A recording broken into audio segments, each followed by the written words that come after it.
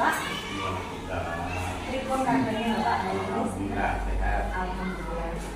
Bapak, ini karena memang saya pada guru ini ada pembelajaran tentang dilema etika serta pendidikan moral Bapak yang harus saya terapkan dan harus saya pertanyakan pada lingkungan ini tentang lembaga kita. Nah, untuk sebelumnya saya mau izin Bapak untuk diambil gambarnya untuk kebutuhan tugas saya Bapak. Silakan. Ya, betul. Bapak yang saya pelajari di sini dilema etika itu adalah kalau menurut saya dan saya pelajari pada modul yang saya pelajari itu adalah benar lawan benar ya Pak. Lalu kalau pendidikan moral itu benar lawan salah. Yang di sini saya mau tanyakan adalah selama ini Bapak bagaimana Bapak mengidentifikasi kasus-kasus yang ada di lembaga sebagai kasus dilema etika. Yang kalau dilema etika itu Bapak versus benar dan benar. Iya. Ya, apa? Untuk hal-hal tertentu kadang-kadang di lembaga ini kan kita berhadapan dengan permasalahan-permasalahan apa mestinya dengan benar. Nah, ini mana yang harus diambil. Kalau itu sebenarnya kan ya gampang.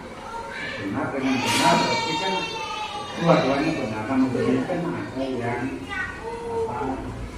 secara skala prioritas mana yang harus diutamakan, apalagi kita sebagai ASN otomatis kita mengutamakan hal-hal yang demi kepentingan negara, demi kepentingan tugas. Walaupun benar yang berhubungan dengan masalah pribadi itu nomor 2. Harus diutamakan berhubungan dengan tugas utama kita.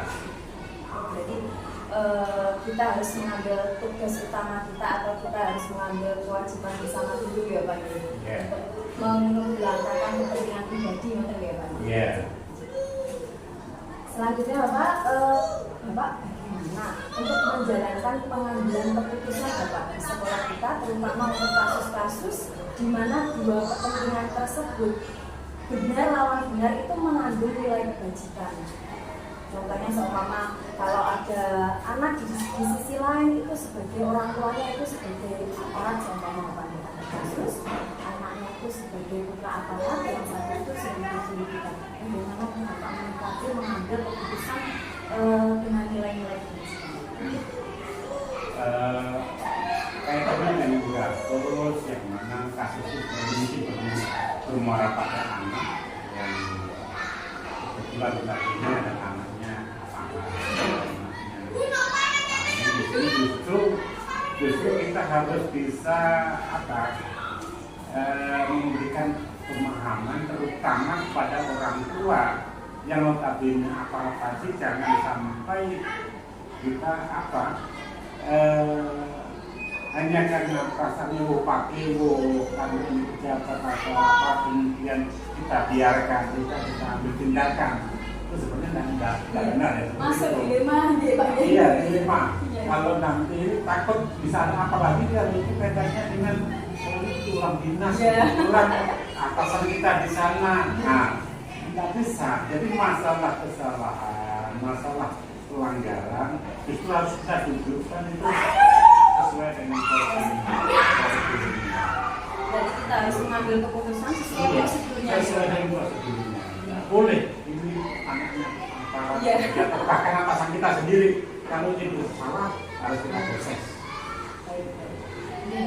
Tapi tentu dengan cara yang bijaksana, jangan sampai justru melukai hati orang tua. Jadi kita harus menunjukkan supaya orang tua itu dengan legowo sadar bahwa anaknya memang harus diproses. Tidak ada main hati ya Mas, harus sesuai prosedur. Cuma tadi jangan pula kita kemudian menyinggung perasaan atau menyakiti, nanti justru masalahnya bisa juga berakhir seperti kita. Terus selama ini Bapak hal-hal apa saja Bapak yang menjadi tantangan Bapak untuk pengambilan keputusan pada kasus-kasus dilema etika tersebut Bapak? Alhamdulillah untuk selama ini belum juga terlalu ada masalah yang memberatkan, semuanya masih bisa kondusif. Tapi tentu tadi pada prinsipnya kita terbuka dengan pihak-pihak yang terkait, kita permasalahan itu ya kita hadapi, kita tangani bersama. Jangan mentang-mentang kita merasa yang berkuasa, kemudian kita mengambil keputusan, mengambil sikap yang semaunya. Nah, juga seperti itu. Jadi tetap kita ada rasa menghargai orang lain, menyandarkan mereka atas kesalahan atau atas hal yang kita lakukan. Untuk pertanyaan yang terakhir nih Bapak, adakah seseorang atau faktor-faktor yang selama ini memperhatikan atau membantu Bapak untuk mengambil keputusan dalam kasus-kasus di sekolah? Alhamdulillah, yang penting intinya kan kerjasama. Jadi semua pihak saya rasa selalu mendukung, bukan berarti mendukung yang yes man, bukan, karena kita sendiri kan selalu proaktif menawarkan, terbuka apa permasalahan yang kita buka. Kalaupun mereka mendukung itu bukan karena mendukung pada pimpinannya atau atas nama personalnya, bukan, memang kebijakan kita itu adalah kebijakan untuk kebaikan bersama. Ini saya rasa semuanya mendukung dengan baik. Kerjasama yang baik ya Pak. Oke, dari semua hal yang telah Bapak sampaikan, pembelajaran yang saya ambil nih Bapak, bahwa kita harusnya itu mengambil keputusan itu mengandung nilai-nilai kebajikan ya Bapak. Iya.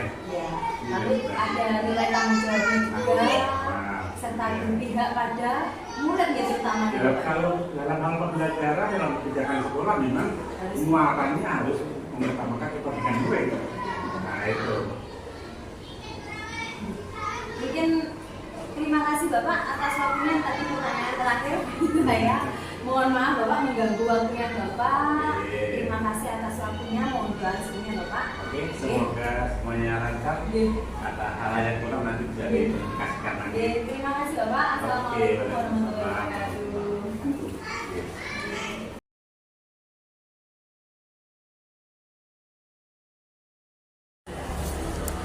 Assalamualaikum, selamat siang Bu Khair. Selamat siang, waalaikumsalam warahmatullahi wabarakatuh.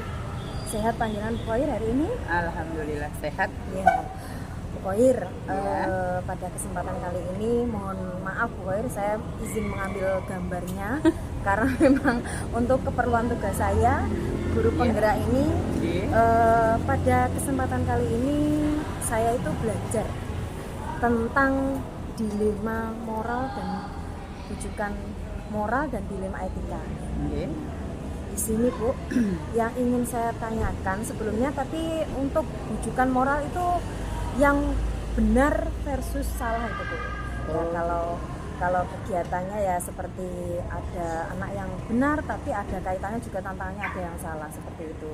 Kalau untuk dilema etika itu benar lawan benar seperti itu Bu. Yang ingin saya tanyakan Bu Khair, selama ini Bu Khair, bagaimana di lembaga panjenengan itu untuk mengidentifikasi kasus-kasus yang merupakan dilema etika dan rujukan moral? Kalau menurut panjenengan ini Bu Khair, bagaimana?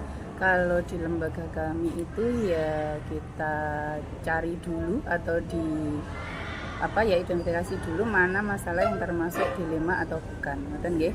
Jadi tidak semua permasalahan masuk ke dalam dilema seperti itu.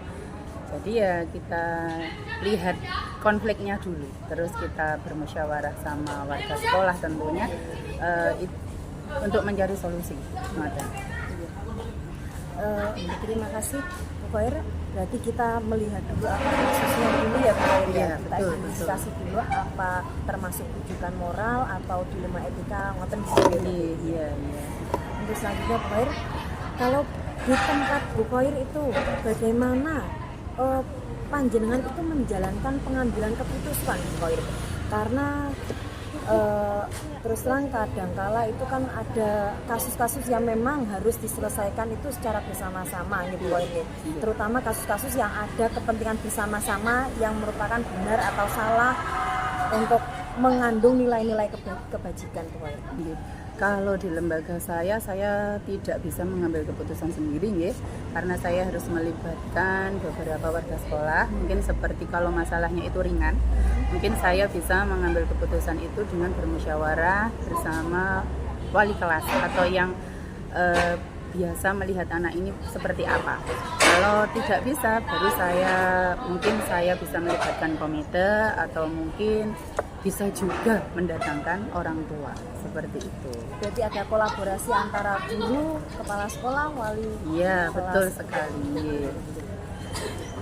Untuk selanjutnya untuk hal-hal yang menjadi tantangan dalam pengambilan keputusan panjenengan itu apa saja Boy kira-kira? Sebenarnya banyak ya, karena kita memandang tidak dari satu pihak. Kadang kita kemanusiaannya itu yang terlalu sulit ngoten nggih. Melihat anak ini saya katakan salah, tapi dia juga anak yang sebenarnya baik.